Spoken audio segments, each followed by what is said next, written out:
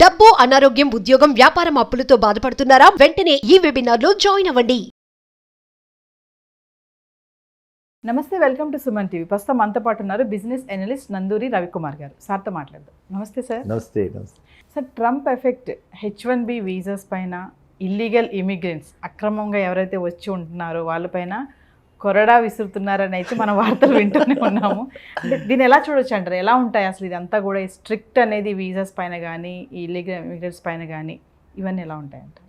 ఇది ఎందుకంటే అండి, ఎవరైనా సరే అది ఆ పొజిషన్లో ఉన్నాక, ఇప్పుడు మనమైతే ఎలాగైతే కాంతిసీకులు బంగ్లాదేశ్ నుంచి వచ్చేస్తున్నారు అని మనమైతే ఎలాగ పడుతున్నామో, ఇప్పుడు యూఎస్లో అది చాలా పెద్ద నెంబర్ అనమాట, డామినేట్ నెంబర్ ఉంటుంది.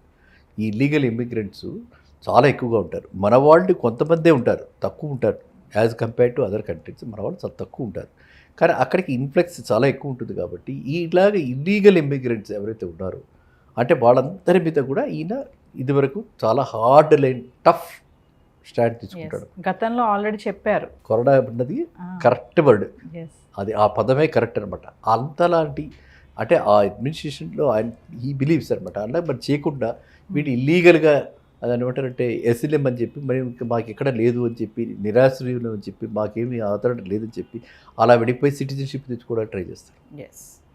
ఇదంతా పాటలంతా దీనికి ఆ పౌరసత్వం తెచ్చుకోవడానికి. ఆ పౌరసత్వం తెచ్చుకుంటే చాలా బెనిఫిట్స్ ఉన్నాయి. కాబట్టి ప్రతి వాళ్ళు కూడా యూఎస్ సిటిజన్షిప్కి ఏదో ఒక విధంగా బై హూక్ ఆర్ క్రూక్ తెచ్చుకోవడానికి ఇలాంటి మెథడ్స్ అన్నీ కూడా ప్రయత్నిస్తారన్నమాట. అందువల్ల ఎప్పుడు కూడా అది కరెక్ట్ కూడా, లాంగ్ టర్మ్లో అది చాలా కరెక్ట్. ఎందుకంటే ఈ విధంగా వచ్చేస్తుంటే ప్రతి వాళ్ళు మరి అక్కడ ఎకానమీ దెబ్బతింటుంది కదా. అక్కడ రియల్గా సిటిజన్ ఎవరైతే ఉన్నారో ఎవరికైనా సరే, సన్ ఆఫ్ ది సాయిల్ ఎవరికైనా సరే, దీన్ని మనమైనా వాళ్ళైనా ఎవరైనా, మన నేషను, నా కంట్రీ, నా దేశం అని ఎవరికి ప్రతి వాళ్ళకి ఉంటుంది కదా. సో కాబట్టి ఆయన ఇది కరెక్ట్ కొరడా తీసుకుని కొరడా దెబ్బలు వేయటం ఖాయం, పంపించటం ఖాయం. ఈ విధంగా పంపిస్తారు. కాబట్టి నేనేమంటానంటే, మన పిల్లలు ఎవరైతే ఉన్నారో అక్కడ బాబు అందరూ కూడా, పెద్దవాళ్ళు కూడా, నేను చాలామందిని చూస్తూ ఉంటాను, వీళ్ళు 6 months అని చెప్పి వెళ్తారు, వెళ్ళాక మళ్ళీ ఎక్స్టెన్షన్ చేయించుకుంటారు.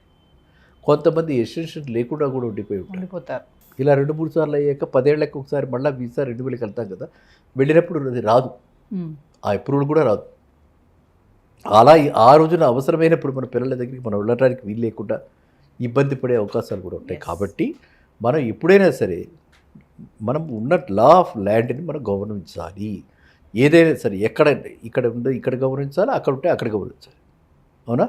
సో అది నెంబర్ 1. నెంబర్ 2, ఇలా ఇల్లీగల్ ఇమిగ్రెంట్స్ ఎవరైతే ఉన్నారో, ఈ ఇమిగ్రెంట్స్ ల్యాక్స్లో ఉన్నారు. కాబట్టి ఈ విధంగా చేస్తే ఎకానమీ మీద భారం తగ్గుతుంది. కాబట్టి ఆపర్చునిటీస్ రావటము, ఆపర్చునిటీస్ అక్కడ ఉన్న వాళ్ళకి పెరగటం ఒకవైపు అయితే, అభద్రతాభావం ఇవాళ ఈ ఇల్లీగల్ ఇమిగ్రెంట్స్ వల్ల అక్కడ మనం వెళుతూ ఉంటే, అయ్యో $100 $50 చేతిలో ఉన్నా కూడా లాగేస్తారు, బెదిరిస్తారు, గన్ను పట్టుకు తిరుగుతారు. గన్స్ కల్చర్ ఉంది కదా అక్కడ, ఈ గన్ కల్చర్ ఉంది కాబట్టి ఆ భయం, ఇలాంటివన్నీ కూడా ఎక్కువగా ఇలాంటి వాళ్ళే చేస్తారు. కాబట్టి అది ఒక మంచి నిర్ణయం, అదొక మంచి నిర్ణయం. ఆయన కనుక ఆ విధంగా చేసి సఫలీకృతుడైతే అమెరికాకి మంచి భవిష్యత్తు కలిగించిన వాడు అవుతారు అనమాట. అంటే అక్కడ ఉన్న వాళ్ళకే కాకుండా కంట్రీ యాజ్ ఎ హోల్, కంట్రీకి కూడా ఇలాంటి ఇన్సిడెంట్స్ తగ్గుతాయి. ఈ భయాందోళనలు ఉండవు, సెక్యూరిటీ బాగుంటుంది, భద్రతా బాగుంటుంది, అండ్ ఉన్న వాళ్ళకి అక్కడ మంచి ఆపర్చునిటీస్ వస్తాయి. అందువల్ల అది మనంతా కూడా వెల్కమింగ్, అంటే it's a good decision. We should welcome that decision అనమాట. అలా కమింగ్ టు వీసా సిస్టంలో ఎలాంటి మార్పులు ఉంటాయి సార్ H1 వీసా సిస్టంలో?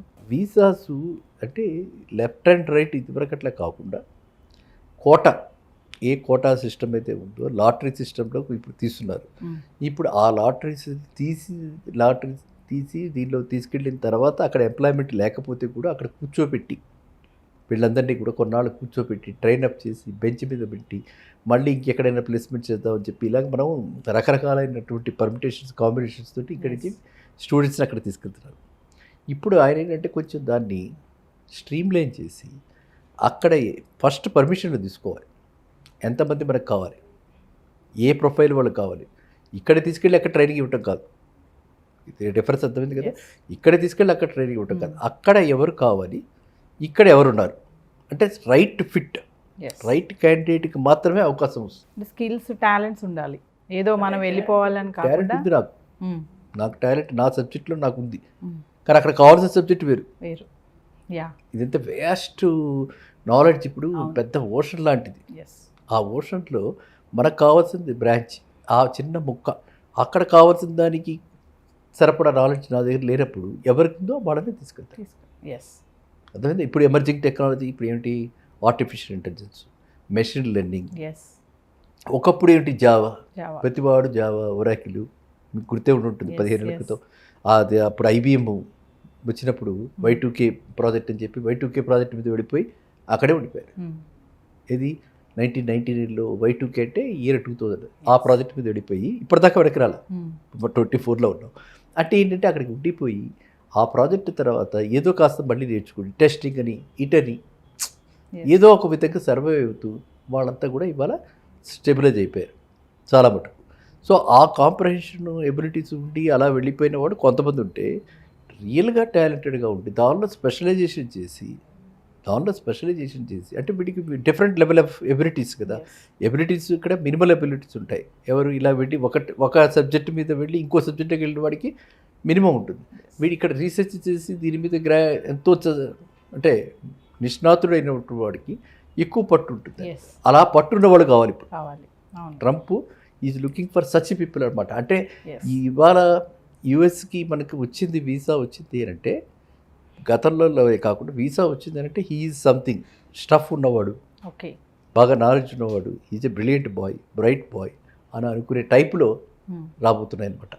ఏవైతే రూల్స్ నిబంధనలు అక్కడ మనకి ఇంకా అన్ఎంప్లాయ్మెంట్గా వీడు వెళ్ళి అక్కడ కూర్చోవటము, అక్కడ ట్రైనింగ్ చేసి కూడా ఇక్కడే అంతా ట్రైన్ అప్ అయ్యి అక్కడికి వెళ్తారు అనమాట. సో ఆ విధంగా అంటే మనకి పేరెంట్స్కి కూడా ఇక్కడ చాలా ఫ్రస్ట్రేషన్. అవును. మీకు వచ్చుంటారు చాలామందికి, మీకు తటస్థపడి ఉంటారు ఇలాంటి వాళ్ళు కూడా.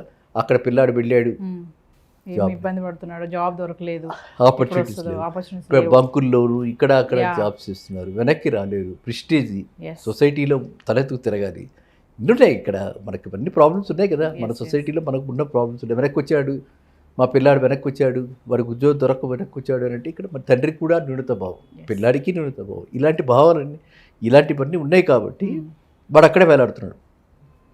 ఇప్పుడు అవన్నీ లేకుండా ఇక్కడికి వచ్చేసిన ఇక్కడ ఎన్నో మన ఇండియాలో కూడా ఏమాత్రం మనం తీసుకోవాలా.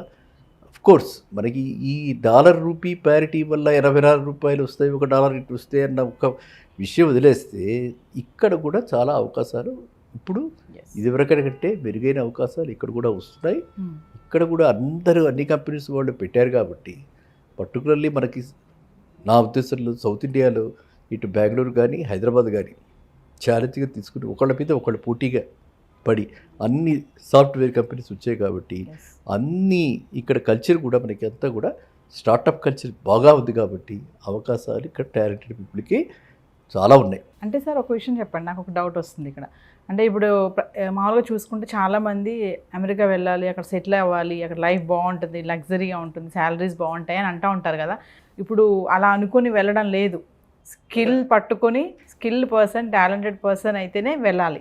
అంటే అక్కడ ఇప్పుడు మామూలుగా గతంలో లాగా పెట్రోల్ బంక్లో, సూపర్ మార్కెట్లో జాబ్ చేసే అవకాశాలు లేవంటారా? అదే ఉండవు. ఇక రాబోయే కాలంలో చాలా స్ట్రిక్ట్గా ఉండి ఆ విధంగా అంటే మనము ప్రిపేర్ అయినా కూడా అక్కడ గవర్నమెంట్ అక్కడ లోకల్గా ఉన్న వాళ్ళకి వాళ్ళ అవకాశాలు కొట్టేసి, అంటే మనం ఇండియన్ అక్కడికి వెళ్ళి అక్కడ పెట్రోల్ బంక్లో ఏముంది ఎక్స్ట్రా టాలెంట్ కదా, మనం కూడా ఆలోచించాలి కదా. సో కాబట్టి అలాంటి ఉద్యోగాలన్నింటినీ ఇక భవిష్యత్తులో డెఫినెట్గా అన్నీ ఆపేసి ఒక ప్రొఫెసర్ దగ్గర టిక్కులు పెట్టి కరెక్షన్స్ చేయడానికి ఇండియన్ అక్కర్లేదు కదా, అక్కడ వాడే చేయొచ్చు కదా. వాళ్ళకు కావాలిగా, వాళ్ళకు కూడా ఉపాధి కల్పన కావాలి కదా. సో అందువల్ల ఇలాంటి జాబ్స్ ఏదో ఒక జాబ్గా ఏదో ఒక విధంగా బతికేద్దామని మాత్రం ఎవరు వెళ్ళకూడదు.